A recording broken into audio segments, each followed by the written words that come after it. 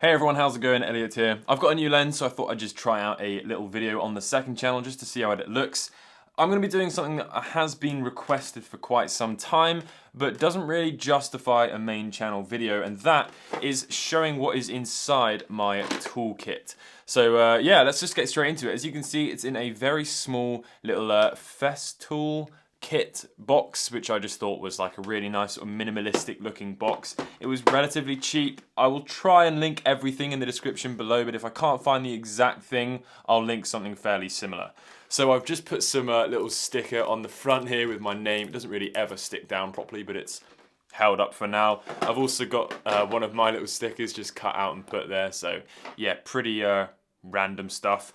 So if we flip open the little lock, which is really secure, then you start to see what's inside the toolkit. I feel like this is a what's in my bag type video. So I've got a little USB-C braided cable. For those of you who've seen more of my videos, it's just so that when I solder using my little portable power bank, I get a bit more freedom in the cable. It doesn't ever need to be that long, but this is the only braided USB-C cable I have, but it's about the right length to get everywhere I need. And if I need a bit more room, I can just hold on to it. So that is my power supply then for the soldering iron, which we'll check out in just a second. I've got this tiny little cutting mat. I really like the small one because I like having my white desk. It just looks quite nice in the video, and it's just the right size and shows screws and whatnot a bit easier than just a white table. So then we get onto the more technical components. So Kapton tape, K-A-P-T-O-N. Everyone always asks me what it is that I'm using. This is a really good tape to have if you're doing repairs on kit, technology, all that sort of stuff.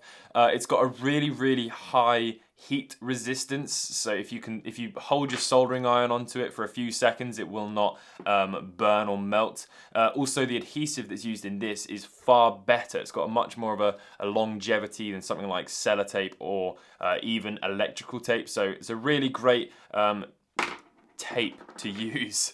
Then we've got these really cheap wire strippers. I think I've actually damaged them quite badly. I don't really know how, because now in order to strip the wire I have to sort of pinch my fingers. So if any of you have any suggestions of a good pair of wire cutters, I need to find some. Then we've got my flush cutters. These are a nice rugged black one. I did have some blue ones, but they snapped. So yeah, these ones are really good. They are exactly what they say on the tin. It cuts whatever you're cutting flush. So the actual sharp bit is right there on the end. So what do we have next? This is my wow stick. Wow. Has it got any batteries in it? Yeah, it does. This is a really great little tool to have. It's not as great as it was when I first bought it. I think the motor in this isn't very strong, but I do know that lots of people use their wow sticks still. So I'm pretty certain maybe I just got an early model of it or my motor was just a bit faulty. Either way, really cheap, like 10-15 pounds, and it does do the job. This is a really generic game bit screwdriver, nothing special about it at all.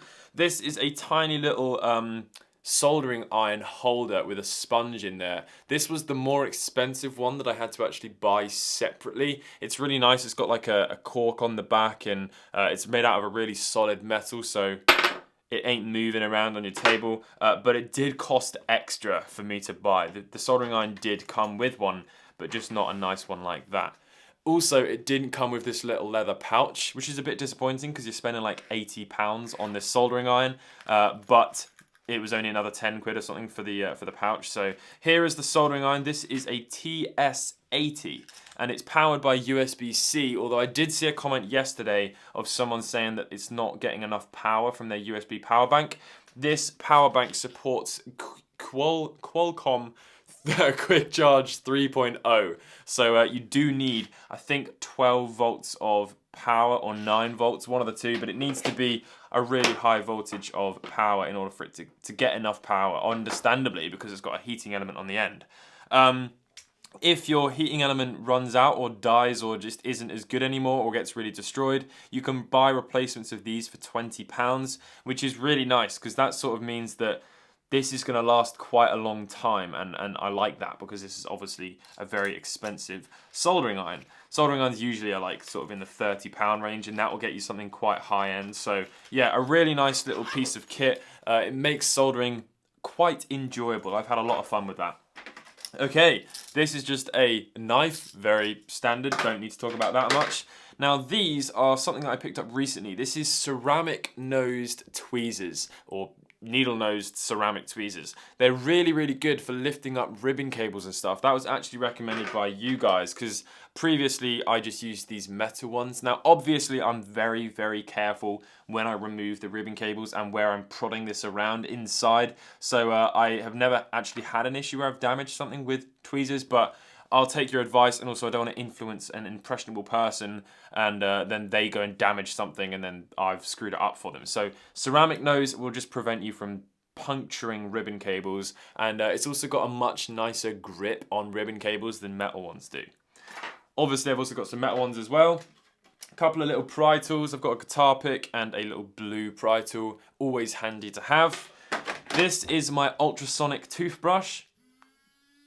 I do not use it in my mouth, but it's just a really nice toothbrush with quite soft bristles, but also when they actually, when this turns on, they're really nice and rigid enough to be scrubbing motherboards and whatnot. So yeah, this is actually made by Xiaomi, I think, or it's the same company, however, that makes this screwdriver set. So I'll leave links to those as well.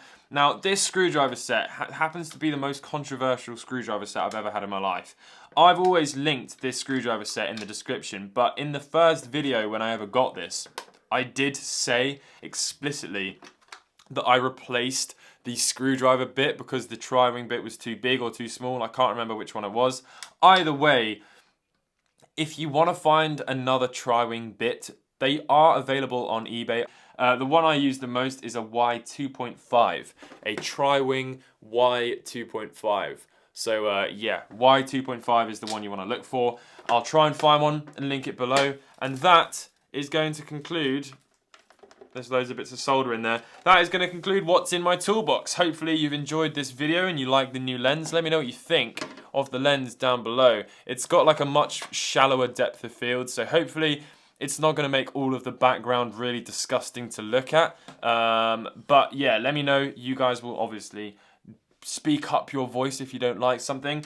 Thank you very much for watching. If you did enjoy and you're new to the second channel, consider subscribing. This video will probably be linked in the description of all of my videos on the main channel. So if you're from the main channel, subscribe. And I'll catch you all in the next one. Goodbye.